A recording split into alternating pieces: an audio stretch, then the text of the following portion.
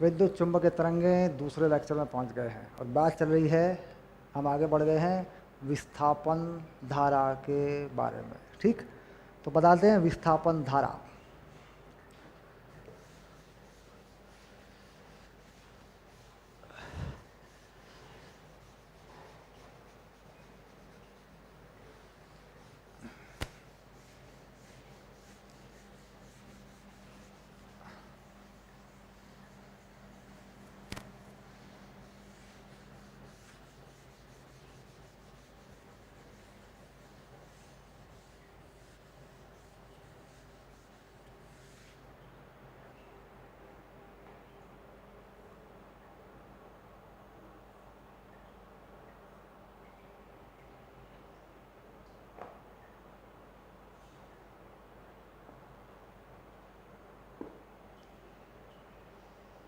Okay, done.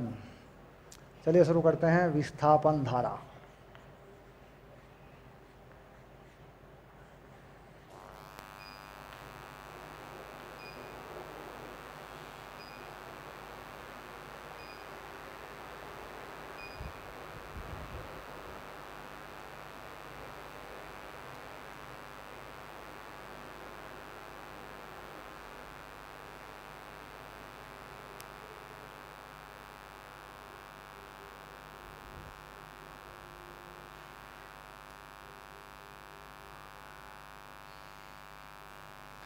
विस्थापन धारा की ज़रूरत क्यों पड़ी और इसकी खोज क्यों हुई? तो यहाँ पर देखिए, एक सरल सी बात हम जानते हैं कि अगर किसी क्षेत्रफल में या किसी बंद लूप में, किसी लूप, कोई लूप मान लीजिए कोई क्षेत्रफल मान लें, अगर उसमें चुंबकीय क्षेत्र बदलता है, मान लीजिए चुंबकीय क्षेत्र बदलता है, चुंबकीय फ्लक्स बदलता है, तो विद्युत क्षेत्र या विद्युत वाहक बल उत्पन्न हो जाता है।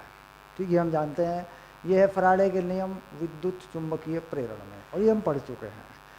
क्या इसका उल्टा भी होता है? तो प्रयोग ये बताते हैं कि इसका उल्टा भी होता है। अगर किसी जगह में विद्युत क्षेत्र बदलता है तो सबसे पहली बात क्या करें, मान लीजिए मैंने एक जगह बना ली,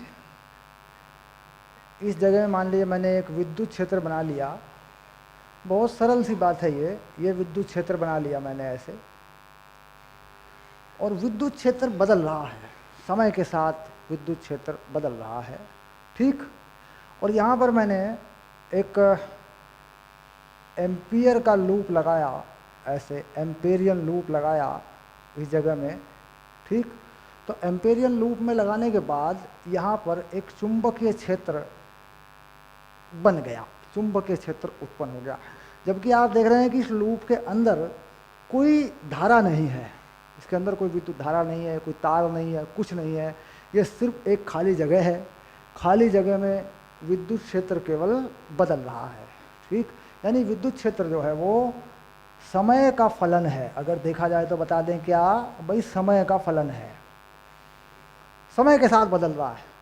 और यहाँ पर एक लूप के ऊपर हमने देखा, कोई भी लूप बना लिया, कोई भी बंद लूप बना लिया और उस पर एम्पियर लूप बनाकर उसमें देखा कि चुंबकीय क्षेत्र है या नहीं है, तो चुंबकीय क्षेत्र आया।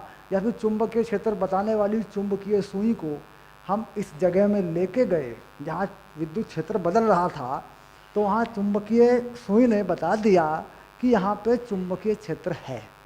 ठीक, तो इसका मतलब यहाँ पर कोई धारा नहीं बह रही है।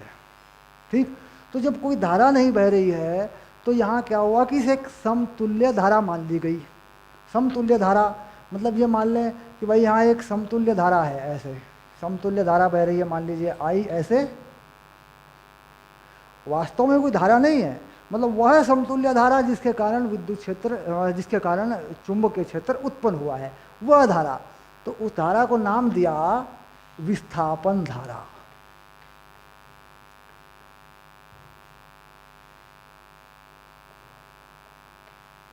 ठीक, यानी विस्थापन धारा यहाँ पे है नहीं कोई धारा, ध्यान रहे, यहाँ पे धारा कुछ नहीं है। अगर यहाँ कोई धारा बहती, उस धारा के कारण जो चुंबकीय क्षेत्र है वो उत्पन्न हो रहा है, जबकि धारा नहीं है, तो इसका मतलब क्या, उसको नाम लिख दिया विस्थापन धारा।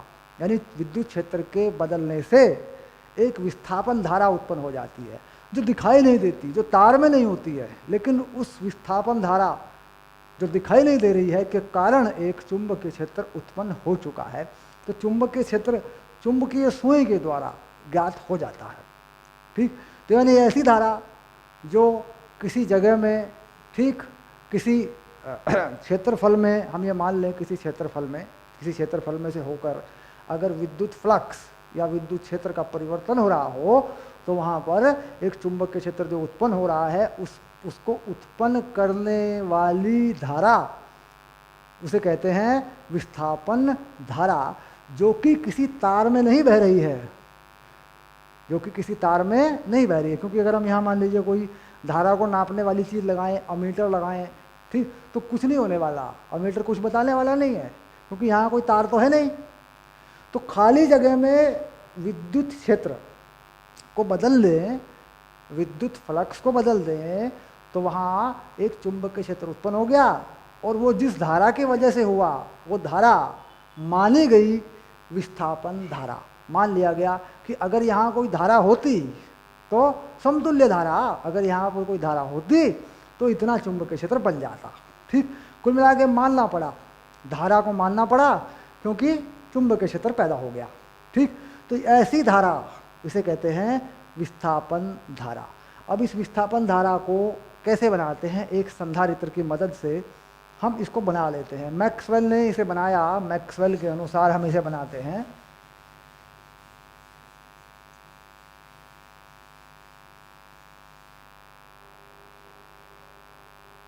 अब हम बनाते हैं एक संधारित्र। देखिए संधारित्र की प्लेट हम बना लेते हैं। सबसे पहले संधारित्र की ये प्लेट बना ली, मान लीजिए हमने ऐसे,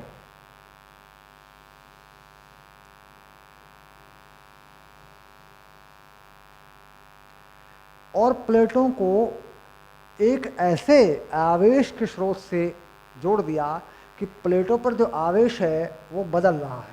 प्लेटों पर जो आवेश है मान लीजिए वो है परिवर्तनीय प्रतिवर्ती आवेश, एक पर प्लस है और एक पे माइनस है। तो आवेश कैसा है, प्रतिवर्ती आवेश।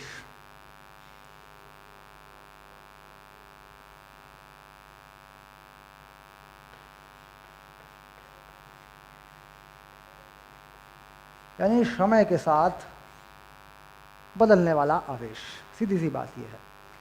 अब यहाँ इस आवेश को प्लेट तक ले जाने के लिए ये दो तार जोड़े गए हैं। तो यहाँ पर जो धारा है, ये धारा जो इस आवेश को लेके जाती है, ये है चालन धारा। ये क्या है, ये है चालन धारा, यानी इसको कह सकते हैं कंडक्शन करंट, क्योंकि इस तार में से होकर ये बह रही है। ठीक, लेकिन अंदर कुछ नहीं है, खाली जगह है बिल्कुल। यहाँ पर एक विद्युत क्षेत्र है जो प्लस आवेश से माइनस आवेश की तरफ जा रहा है, ये है विद्युत क्षेत्र। ठीक, अगर हम यहाँ बाहर चुंबकीय क्षेत्र देखना चाहें, बिंदु P ले लें, कोई बिंदु P पर चुंबकीय क्षेत्र देखना चाहें, बिंदु P पर चुंबकीय क्षेत्र है ना, तो कितना आएगा देखो, बिंदु P पर चुंबकीय क्षेत्र, चालन धारा IC, क्या लिख दिया मैंने चालन धारा को, IC के कारण प्राप्त होगा। और कैसे प्राप्त होगा, B.dl एम्पियर के लूप नियम से या एम्पियर के नियम से, ये हो जाएगा μ0 IC। ठीक, प्राप्त होगा के अनुसार। हो गया सिंपल, सरल बात है। यहाँ पे आ जाएगा फिर, कुछ सिंपल सी बात है, क्योंकि ये तो हम पढ़ चुके, चुंबकीय क्षेत्र में ये हम चीज़ हम पढ़ चुके हैं, इसमें कोई बड़ी बात नहीं है। अब यहाँ अगर इसी चीज़ को थोड़ा आगे जाऊं लेके और यहाँ ले लूँ बिंदु M, तो बिंदु M पर भी चुंबकीय क्षेत्र होगा। क्यों? क्योंकि ये प्रतिवर्ती आवेश है, तो विद्युत क्षेत्र भी बदल रहा है। उस विद्युत क्षेत्र के बदलने के कारण M पर भी एक चुंबकीय क्षेत्र आएगा, जबकि यहाँ कोई धारा नहीं है। तो यहाँ पर एक धारा माननी पड़ेगी जिसे हम कहेंगे विस्थापन धारा, जिसके कारण ये होगा, वो मैंने मान ली ID विस्थापन धारा। तो अगर यहाँ पर भी एक लूप लगा के देखूँ, ऐसे इस लूप में देखूँ, ठीक, तो विस्थापन धारा के कारण चुंबकीय क्षेत्र उत्पन्न हुआ, तो वो धारा मुझे माननी पड़ेगी क्योंकि वहाँ पे कोई तार नहीं है। तो बिंदु M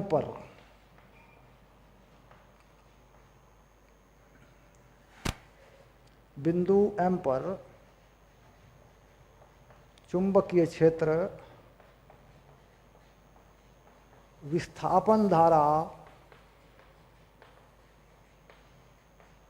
ID के कारण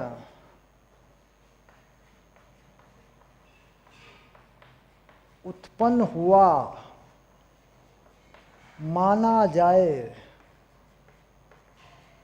तो अब क्या करेंगे, अब यहाँ पे लगा देंगे एम्पेरियन लूप, यानी B.dl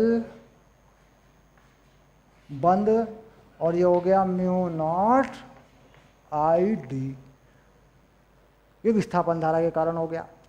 अब जाके कहते हैं कि लूप चाहे प्लेट के अंदर और बाहर दो बिंदुओं को मिलाकर अगर एक ही लूप ले लिया जाए, एक ऐसा लूप ले लें जिसे कहते हैं सिलेंडर की शेप का या घड़े की शेप का एक क्षेत्रफल ले लिया जाए, जो लूप की तरह मान लें हम, तो अब ये बात पूरी हो जाएगी, क्योंकि बाहर भी चुंबकीय क्षेत्र है और बाहर धारा भी है, अंदर भी चुंबकीय क्षेत्र है और अंदर धारा भी है, वह है विस्थापन धारा।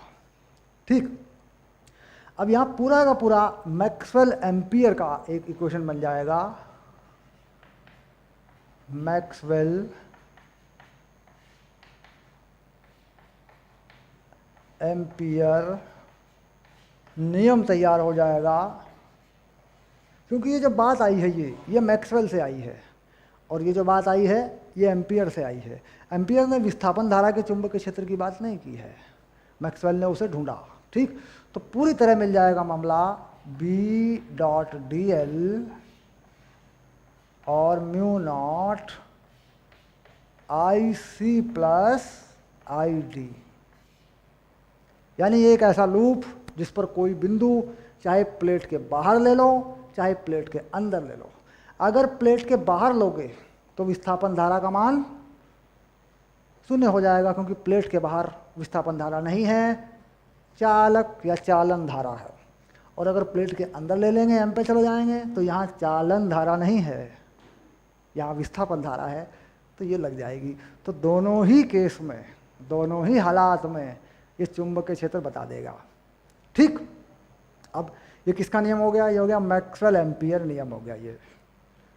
ठीक, मैक्सवेल के समीकरणों में जो मैक्सवेल के समीकरण है, ये समीकरण रखा जाता है। मैक्सवेल के समीकरण कितने हैं, क्या है, वो हम बताएंगे, बात करूंगा मैं इस बारे में। अब यहाँ बात आ गई कि ये चुंबकीय क्षेत्र इस तरीके से उत्पन्न हो गया दोनों जगह, और जो मानी हुई धारा है उसका नाम हो गया विस्थापन धारा, जो परिवर्तनीय विद्युत क्षेत्र के कारण उत्पन्न हो गई। ठीक, अब विस्थापन धारा कैसे निकालेंगे? विस्थापन धारा का मान निकलेगा बदलने वाला आवेश, आवेश परिवर्तन की दर। जो यहाँ आवेश परिवर्तन की दर है, अगर उसको देखें तो वो कितनी है? वो है dQ/dt, प्लेट पर बदलने वाला आवेश। अब अगर इस आवेश को आवेश घनत्व के पदों में लिखूं, आवेश घनत्व तो कितना होता है? ये होता है सिग्मा ए। और इस विद्युत क्षेत्र का मान लिखूं E, तो ये होता है सिग्मा अपॉन एप्सिलॉन नॉट। ठीक, तो अब मैं क्या करता हूँ, इस Q का मान पहले लिखता हूँ d/dt, इसका मान लिखता हूँ पहले सिग्मा ए। ठीक, अब इस सिग्मा को E एप्सिलॉन नॉट लिख देता हूँ। ठीक,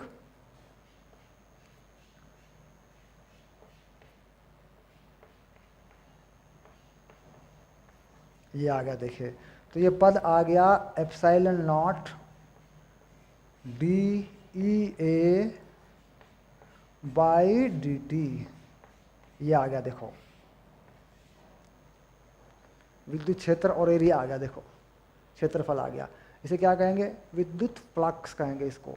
तो यानी विद्युत फ्लक्स की दर, विद्युत फ्लक्स परिवर्तन की दर, इसे कहेंगे d phi E by d t. और ये क्या बन गई? ये बन गई विस्थापन धारा।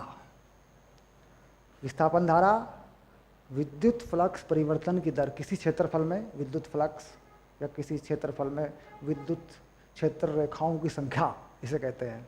ठीक, कैसे बदल रही है समय के साथ, ये बन गई विस्थापन धारा। तो विस्थापन धारा का ये सूत्र है, ध्यान रहे। ठीक, और पूरी तरह चुंबकीय क्षेत्र ज्ञात करने के लिए समीकरण ये है। क्योंकि कहीं पर मान लीजिए चालन धारा नहीं है, मान लीजिए कहीं पर चालन धारा नहीं है, तो ये पता करना पड़ेगा कि वहाँ कहीं विद्युत क्षेत्र तो नहीं बदल रहा है। अगर वहाँ विद्युत क्षेत्र बदल रहा होगा तो वहाँ विस्थापन धारा होगी। विस्थापन धारा के कारण क्या होगा? चुंबकीय क्षेत्र उत्पन्न होगा। ठीक, तो ये बात समझ में आ गई कि विस्थापन धारा जो है इस तरीके से बनती है और ये इसका सूत्र है। ठीक,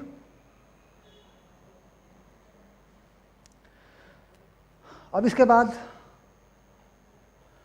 शर्त क्या है?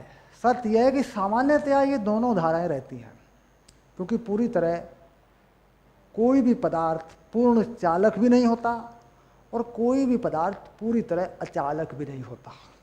पूर्ण अचालक कोई नहीं, पूर्ण चालक कोई नहीं। तो इसका मतलब एक का मान बहुत अधिक रहता है तो एक का मान बहुत कम रहता है। हम क्या करते हैं, मान लीजिए यहाँ चालन धारा है, प्लेट के बाहर यहाँ चालन धारा है और यहाँ विस्थापन धारा है।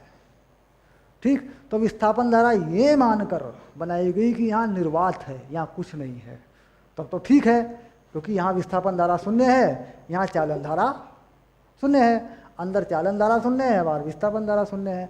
और ये मान लिया गया है कि जो तार है, जो प्लेट तक, संधारित्र की प्लेट तक जा रहा है, ये पूर्ण चालक तार है। लेकिन वास्तव में ऐसा नहीं होता, कोई पूर्ण चालक नहीं होता। और कहीं पे मान लो निर्वात नहीं है, निर्वात है कहाँ? निर्वात तो कहीं होता नहीं है, कहीं ना कहीं माध्यम तो कुछ ना कुछ होता ही है। तो मान लीजिए यहाँ पूरी तरह धारा विस्थापन होगी 100%, ऐसा नहीं होता, क्योंकि कुछ ना कुछ चालन होता रहता है, थोड़ा बहुत चालकता थोड़ी बहुत रहती है। हवा में भी चालकता होती है, हम यहाँ हवा भर दें मान लीजिए, हवा में भी चालकता होती है, लेकिन वो बहुत कम होती है। तो प्रयोगात्मक रूप से देखा जाए तो क्या होगा कि कोई भी पदार्थ पूर्ण रूप से चालक नहीं होगा, या कोई माध्यम पूर्ण रूप से चालक नहीं होगा, या कोई पूर्ण रूप से अचालक नहीं होगा।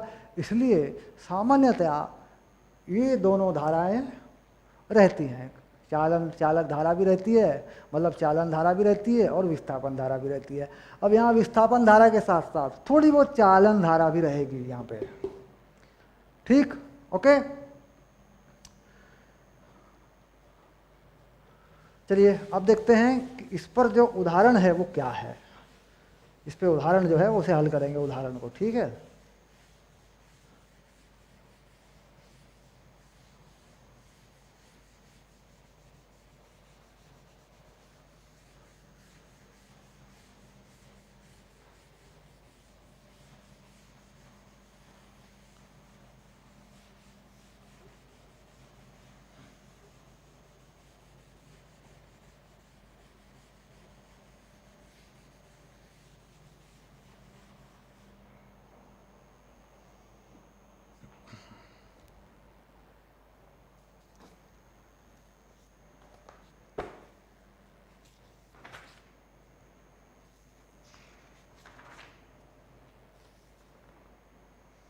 मैक्सवेल के समीकरण एक पॉइंट है हमारे पास, और एक उदाहरण है। ये दो बातें आ गई हैं। विस्थापन धारा के बारे में हमने बात कर ली है, विस्थापन धारा को हम बना चुके हैं, और एनसीईआरटी में काफ़ी कुछ बताया है, सारी बातें जो कुछ मैंने आपको बताई। और अगर समय मिले तो एनसीईआरटी पढ़ लें समय मिले तो एनसीईआरटी पढ़ के देख सकते हैं। ठीक है, पढ़ सकते हैं। ठीक है, पढ़नी भी चाहिए, समय निकालें और एनसीईआरटी को पढ़ें। अब आ गया मैक्सवेल के समीकरण। मैक्सवेल के समीकरण कुछ अब तो सभी मैक्सवेल के समीकरण हम पढ़ चुके हैं, ठीक। अब देखिए कैसे क्या क्या है मैक्सवेल के समीकरण, में लिख के दे देता हूँ आपको, ठीक है। मैक्सवेल के समीकरण क्या हैं ये मैं बता देता हूँ आपको।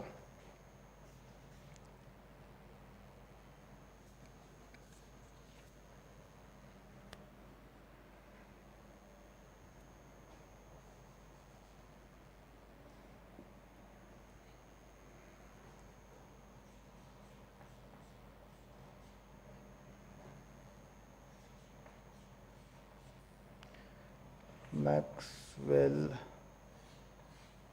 समीकरण, ठीक। 4 समीकरण हैं इनके, 1 2 3 और 4, ठीक। पहला है कि जो गॉस का नियम है, गॉस के अनुसार है, ठीक। वो क्या है कि विद्युत क्षेत्र और क्षेत्रफल, ठीक, को अगर बंद कर दिया जाए, अगर पृष्ठ को बंद कर दिया जाए, तो कुल जो फ्लक्स होगा, विद्युत फ्लक्स होगा, वो आवेश बटे एप्सिलॉन नॉट के अनुसार होगा, ठीक। ये एक समीकरण ये वाला है, गाउस का नियम कहते हैं इसको। उसके बाद किसी भी चुंबकीय क्षेत्र, किसी भी चुंबकीय क्षेत्र में अगर चुंबकीय फ्लक्स के लिए बंद कर दें, पृष्ठ को बंद कर दें और चुंबकीय फ्लक्स निकालना चाहें बंद फ्लक्स के अंदर, तो ये वैल्यू हमेशा 0 होगी। इसका कारण ये होता है कि नॉर्थ पोल और साउथ पोल, उत्तरी और दक्षिण ध्रुव चुंबकीय क्षेत्र के जो लूप होते हैं वो बंद होते हैं, ठीक। तो जितनी लाइनें चुंबकीय क्षेत्र के किसी क्षेत्रफल में घुसेंगी उतनी उसमें से निकल भी जाएंगी, ठीक। तो इसलिए 0 रहता है ये। इसके बाद फैराडे का नियम जो है E.dl, इसको बंद कर दें -d∅/dt, ये है चुंबकीय फ्लक्स, ठीक। चुंबकीय फ्लक्स परिवर्तन की दर विद्युत वाहक बल, प्रेरित विद्युत वाहक बल के बराबर होती है। प्रेरित विद्युत वाहक बल पोटेंशियल डिफरेंस, ये हम कह देते हैं E.dl या E.dr, ये हमने स्थिर वैद्युतिकी में पढ़ा है, इलेक्ट्रोस्टैटिक्स में। और एक समीकरण हमने अभी अभी बना लिया, B.dl, मैक्सवेल एम्पियर जो बनाया हमने, चुंबकीय क्षेत्र का उत्पन्न होना μ0 चालन धारा और विस्थापन धारा, इनके कारण उत्पन्न होता है, ठीक। तो 4 जो है ये मैक्सवेल के समीकरण हैं, ठीक। नियम सबके हैं। ये नियम किसका है? गाउस का है। ये नियम किसी का नहीं, ये तो सिंपल सी बात है, ठीक। गाउस का नियम ही लगा के बताया, ये भी गाउस का ही नियम बताएंगे हम, इसको भी गाउस का ही कहेंगे। ये फैराडे का है, इसमें एम्पियर है, ठीक। तो समीकरण किसके हैं? लेकिन मैक्सवेल के समीकरण, मैक्सवेल के हैं, नियम सबके हैं, ठीक है। चलिए अब एक उदाहरण हल करेंगे विस्थापन धारा से संबंधित। इम्पॉर्टेंट है, थोड़ा मुश्किल लगेगा आपको ये उदाहरण, क्योंकि अवकलन का प्रयोग है इसमें, लेकिन इम्पॉर्टेंट सवाल है, बड़ा इम्पॉर्टेंट सवाल है।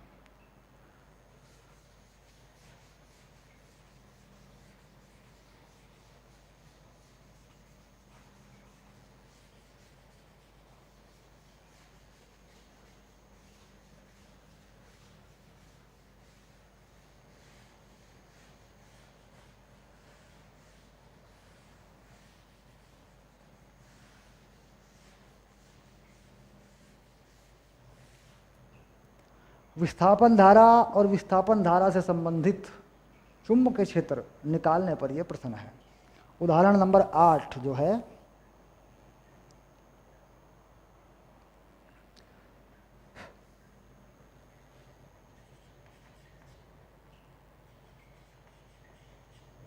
उदाहरण नंबर 8 उदाहरण नंबर 8 नहीं, 8 गलत पढ़ लिया। 8वें चैप्टर का पहला उदाहरण है, ठीक है, पहला ही एग्जाम्पल देखो। माना एक समांतर प्लेट संधारित्र जिसकी वृत्ताकार प्लेटों की त्रिज्या 1 मीटर है, वृत्ताकार प्लेटों की त्रिज्या। तो वृत्ताकार प्लेटों को देखो ऐसे बनाया जा सकता है, बिल्कुल सरलता से बना सकते हैं। ये बना दी मैंने वृत्ताकार प्लेटें। एक प्लेट ये बना दी देखो मैंने, एक इसके सामने बना दूंगा यहाँ वृत्ताकार प्लेट, एक वृत्ताकार प्लेट ये बना दी मैंने देखो ऐसे, ये लो देखो ऐसे, ये बन गई वृत्ताकार प्लेट।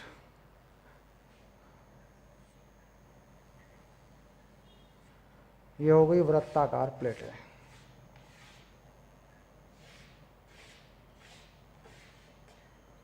वृत्ताकार प्लेटों की त्रिज्या 1 मीटर है। तो वृत्ताकार प्लेटों की जो त्रिज्या है ये वाली, ये कितनी है, इसको मान लेते हैं r, और ये है 1 मीटर। ये है वृत्ताकार प्लेटों की त्रिज्या। अगर क्षेत्रफल की आवश्यकता पड़ेगी तो पाई आर स्क्वायर लगा लेंगे, ठीक। वृत्त का क्षेत्रफल का पाई आर स्क्वायर का सूत्र होता है हमारे पास। धारिता 1 नैनो फैरड है। अगर इसकी धारिता की बात करें, C ये है 10 की घात -9 फैरड, ये इस संधारित्र की धारिता है।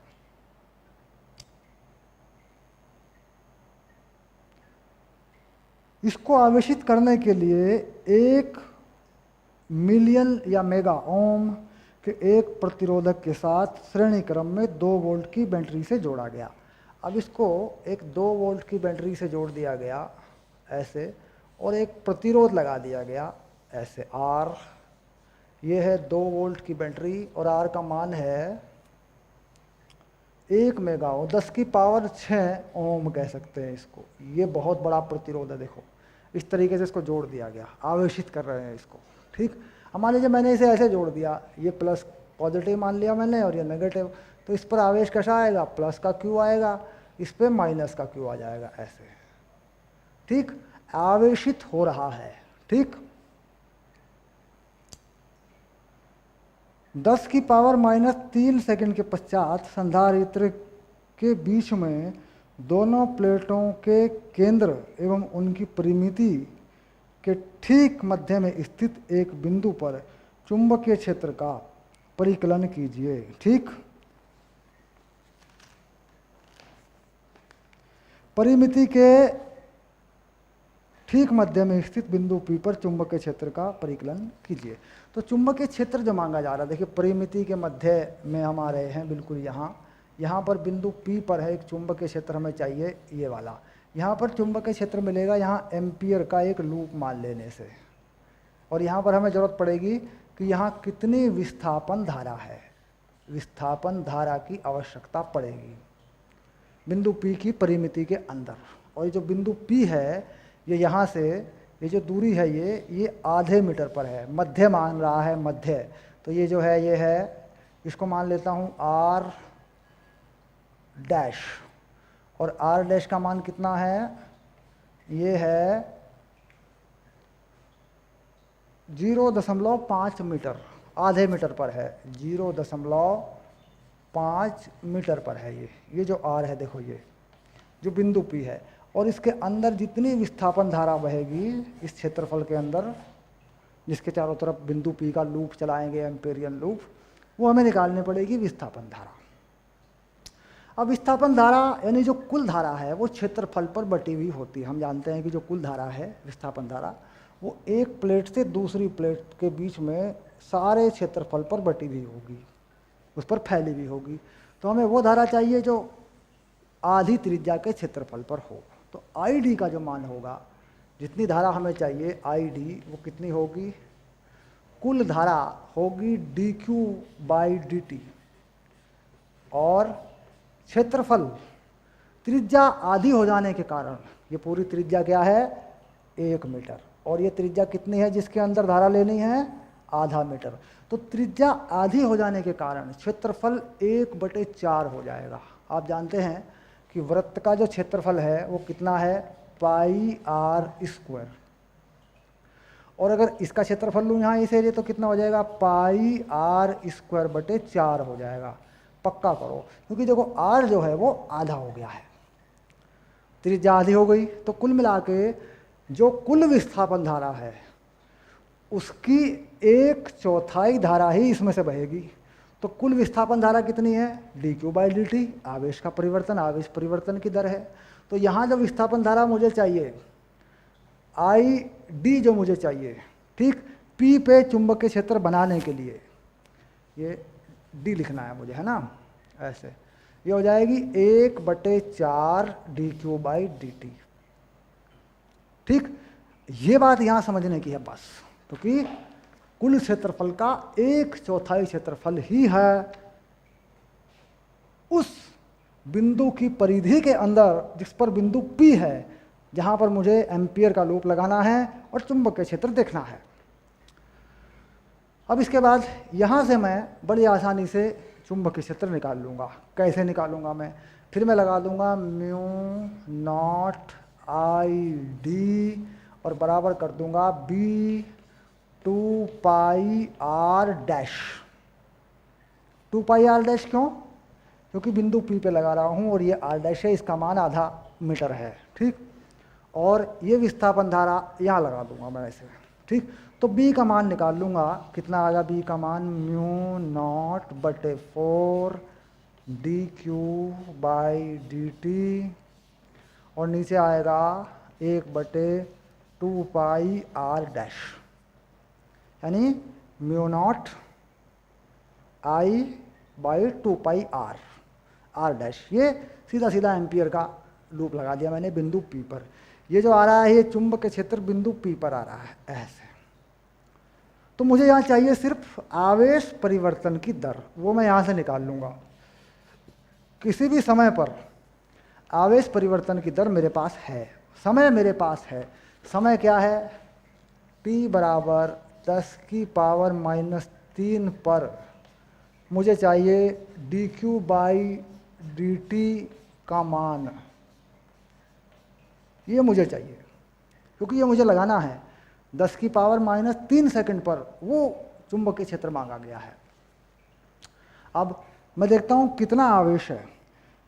t पर आवेश है cv, यानी q का जो मान है वो है cv 1 माइनस e की पावर माइनस t/rc, t/rc ये मान है। देखिए टाउ जो है दिया हुआ है, इसे कहते हैं समय नियतांक, टाइम कांस्टेंट, या आरसी है। ये किसी भी समय पर मान है। ये देखिए ये रहा, ये टी है बदलने वाला समय। तो पहले मैं इसका अवकलन करूं, dq/dt निकालूं, उसके बाद समय का मान रखूं, c रखूं, v रखूं, ना ये मान जो है dq/dt निकाल के यहाँ डाल दूं, आंसर मेरा आ जाएगा। चलिए देखते हैं। dq/dt cv एक अचर है, नियत है, इसका अवकलन क्या होगा? 0 हो गया। माइनस माइनस प्लस हो गए, 1/rc नीचे आ गया, और e की पावर का जो का त्यों रहता है। देखो ये बिल्कुल सीधा सा अवकलन करने का तरीका, यानी e की पावर x का जो है वो जो का तो रहता है, और जो कॉफिशेंट होता है, गुणांक होता है x का या t का, वो नीचे आ गया। जो का तो गुणा में हो जाता है वो, क्योंकि गुणा में है t/r तो गुणा हो गया। तो कुल मिला के ये आ गया v/r e की पावर माइनस t/rc, ये आ गया dq/dt। अब इसका मान भी निकालना है मुझे। अब देखो कितना v है? 2 वोल्ट। कितना r है? 10⁻6। चलिए इसका मान निकालता हूँ। 2 10⁻⁻6 हो गया। -6 क्यों आ गया? r है, ऊपर जाएगा तो v के साथ माइनस में बदल जाएगी, पावर बदल जाएगी। और e की पावर माइनस t 10⁻³ है, और r कितना है? 10⁻6 है, और c जो है वो है 10⁻⁻9। ये हो गया, ठीक। तो यहाँ पर जो बचा देखिए 10⁻³ कट गया, 1 बच गया, तो ये बच गया 2 × 10⁻6 बटे e बच गया e, ये आ गया देखो e। और जो e का मान होता है, e का मान जो होता है वो होता है 2.781, ये e का मान होता है, ठीक। ये मान यहाँ लगा देंगे तो हमें dq/dt मिल जाएगा। अब हम D Q by d T का ये मान यहाँ लगा देते हैं चुंबकीय क्षेत्र पता करने के लिए। म्यू नॉट अपॉन 4 पाई, देखो म्यू नॉट अपॉन 4 पाई बन रहा है 10⁻⁻7 हो गया। इतनी चीज़ और इतनी चीज़ फाइनल हो गई। ठीक, अब क्या रह गया नीचे, अब रह गया 2r dash, 2r dash, r dash का डबल 1 मीटर, तो ये 1 हो गया। ठीक, यानी ये सब कुछ जो है लगा दिया मैंने, ओके डन। अब रह गया D Q by d T, ये रहा D Q by d T का मान 10⁻⁻6 बटे ई। ये चुंबकीय क्षेत्र बन गया टेस्ला में। ठीक, अब ये आ गया हमारा उत्तर, और ये जो है हमारा उत्तर कितना आ रहा है, ये आ रहा है 0.74 10⁻⁻13, 0.74 गुना 10⁻⁻13 टेस्ला। ठीक, ये वैल्यू आ रही है। और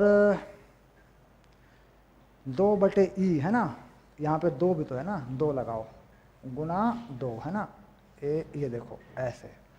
अब जरा मैथ करो, देखो 10⁻⁻13 बन गया 2/E है, 2/E है तो 2 ये है, तो 0.7 के आसपास मान आ जा रहा है, जरा 7.4 के आसपास आ रहा है। ठीक, तो ये बन गया टेस्ला में चुंबकीय क्षेत्र। तो ये हो गया हमारा उत्तर।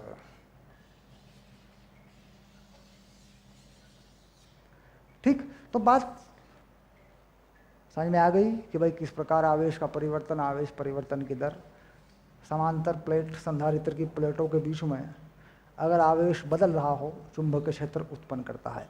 लेकिन यहाँ एक बात देखने की है और समझने की है कि ये चुंबकीय क्षेत्र बहुत कम है, 10⁻⁻13 टेस्ला, बहुत कम है ये।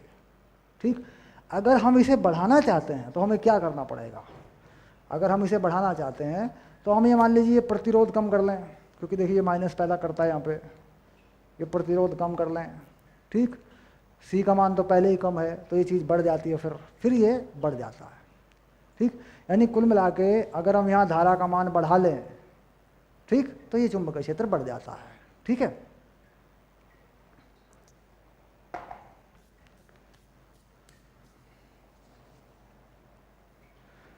अब बात करेंगे विद्युत चुंबकीय तरंगों के स्रोत। ठीक, इस बारे में बात करी भी है हमने। ठीक है, चलते हैं अगली क्लास में, अगला बिंदु लेते हैं विद्युत चुंबकीय तरंगें, वो कैसे पैदा होती हैं इस बारे में बात करते हैं।